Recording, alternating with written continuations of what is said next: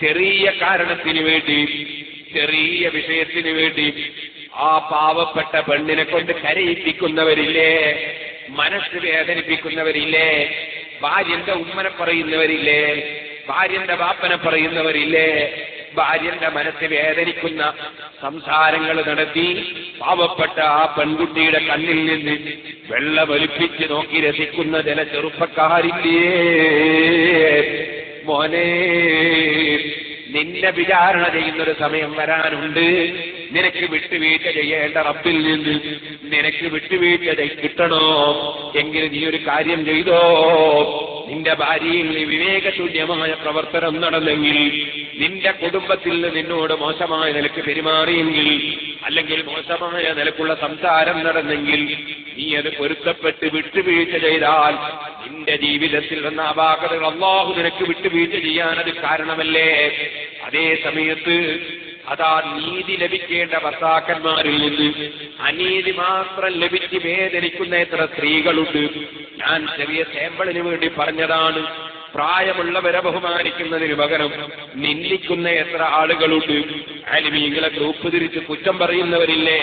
നിഷ്കളങ്കരായ ആളുകളെ അതാ അനാവശ്യമായി അവരെ നിസ്സാരപ്പെടുത്തുന്നവരില്ലേ? ചോദിക്കട്ടെ, നമ്മുടെ നാവ്, നമ്മുടെ കണ്ണ്, നമ്മുടെ കാത്, നമ്മുടെ കയ്യ്, നമ്മുടെ കാല്, നമ്മുടെ മനസ്സ്, നമ്മുടെ എല്ലാ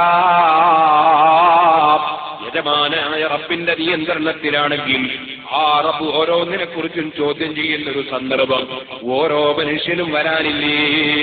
അല്ലാഹുവിലേക്ക് മടക്കപ്പെടുന്ന ഒരു ദിവസം. ആ ദിവസത്തിൽ രക്ഷപ്പെടാൻ എന്താണ് വേണ്ടത്?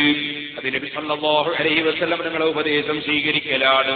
നമ്മുടെ മുൻഗാമികളായ മഹാന്മാരെ ഉപദേശം സ്വീകരിക്കലാണ്.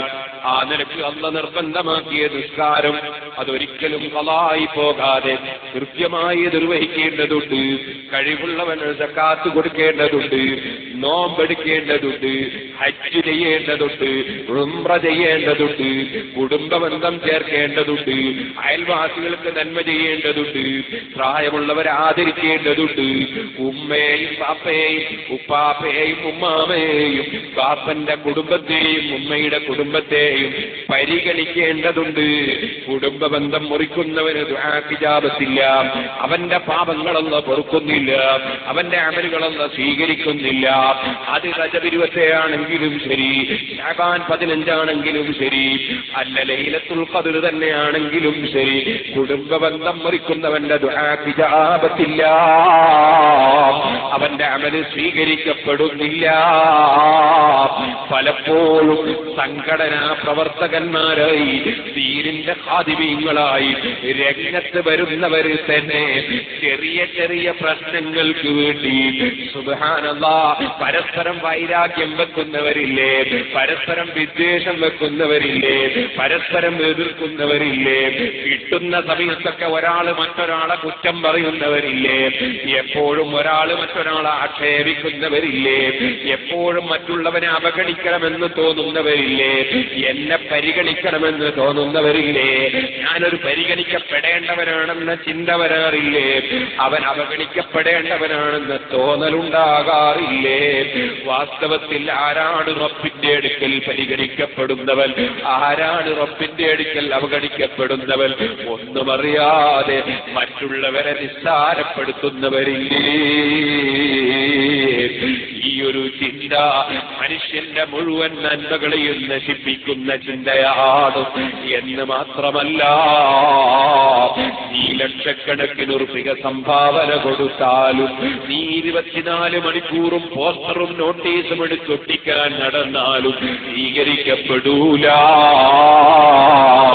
ഇന്നമായ തഖബ്ബലുല്ലാഹു മിനൽ മുത്തഖീൻ, തഖ്വയുള്ളവരിൽ നിന്ന് മാത്രമേ അല്ലാഹു അമൽ സ്വീകരിക്കുകയുള്ളൂ.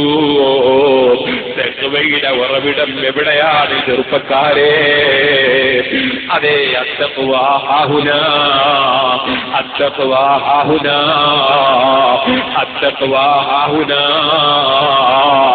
ഭക്തി ഇവിടെയാണ്, ഭക്തി ഇവിടെയാണ്, ഭക്തി ഇവിടെയാണ്. അഥവാ മനുഷ്യന്റെ മനസ്സ് ഭക്തിയുള്ളതാകണം. മനുഷ്യന്റെ മനസ്സ് ഭക്തിയില്ലാതെ ബാഹ്യമായ പ്രവർത്തനങ്ങൾ നടത്തിയാൽ അല്ലാഹു ഖബൂൽ ചെയ്യൂല. അതുകൊണ്ട് തന്നെയാ നബി സല്ലല്ലാഹു അലൈഹി വസല്ലം തങ്ങൾ പറഞ്ഞത്, ഒരു മുഅ്മിനായ മനുഷ്യനും മറ്റൊരു മുഅ്മിനായ മനുഷ്യനും തമ്മിൽ മിണ്ടാതിരുന്നാൽ, 3 ദിവസത്തിലധികം മിണ്ടാതിരുന്നാൽ ആ മനുഷ്യന്റെ ഒരു സൽക്കർമ്മവും അല്ലാഹു ഖബൂൽ ചെയ്യൂല. മലക്കുകളോട് അല്ലാഹു പറയും, അവരുടെ അമലുകൾ പെൻഡിങ്ങിൽ വെക്കൂ. അവര് രണ്ടാളും ഒന്ന് പരസ്പരം സലാം പറഞ്ഞ് പരസ്പരം പൊരുത്തപ്പെട്ട് നന്നാകട്ടെ. അത് നന്നാകാത്ത കാലത്തോളം ഇതാ അവരെ അമല് സ്വീകരിക്കണ്ട. പേരോടിന്റെ വകയിൽ പറഞ്ഞതല്ല. നിങ്ങളും അവനും തമ്മിൽ ഒരു ചെറിയ തെറ്റില്ലേ, ഒന്ന് സലാം ചൊല്ലി നിങ്ങൾ തമ്മിലൊന്ന് സംസാരിക്കണമെന്ന് പറയുമ്പോ അവൻ എന്നോട് ചെയ്ത തെറ്റെനിക്ക് മറക്കാൻ കഴിയൂല, ഞാനതൊരിക്കലും പൊരുത്തപ്പെടൂല. അവനോട് ഞാൻ സലാം പറയൂല, അവൻ സലാം ചൊല്ലിയാ ഞാൻ മടക്കൂല. ഞാനും അവനും ഒരു സ്റ്റേജിൽ ഇരിക്കൂല, ഒരു സദസ്സിൽ പങ്കെടുക്കൂല, ഞാനും അവനും കൂടി ഒരു സംഘടനയിൽ ഉണ്ടാകൂല. ഇങ്ങനെ ചിന്തിക്കുന്ന മനസ്സുകളില്ലേ, അതൊന്നും തഖ്വയുള്ള മനസ്സുകളല്ല. ശൈത്താൻ സ്വാധീനം ചെലുത്തിയ മനസ്സുകളാണ്, ഇബ്ലീസ് മുട്ടയിട്ട മനസ്സുകളാണ്. ആ മനസ്സുകളൊക്കെയും കഴുകി വൃത്തിയാക്കി സാലിഹീങ്ങളുടെ ചിന്താഗതിയിലേക്ക്, ഔലിയാക്കളുടെ നയപരിപാടികളിലേക്ക് മനുഷ്യൻ നീങ്ങാൻ ഒരുക്കമുണ്ടെങ്കിലല്ലാതെ മനുഷ്യന് ആത്മീയ പുരോഗതി ഇല്ലാകട്ടോ.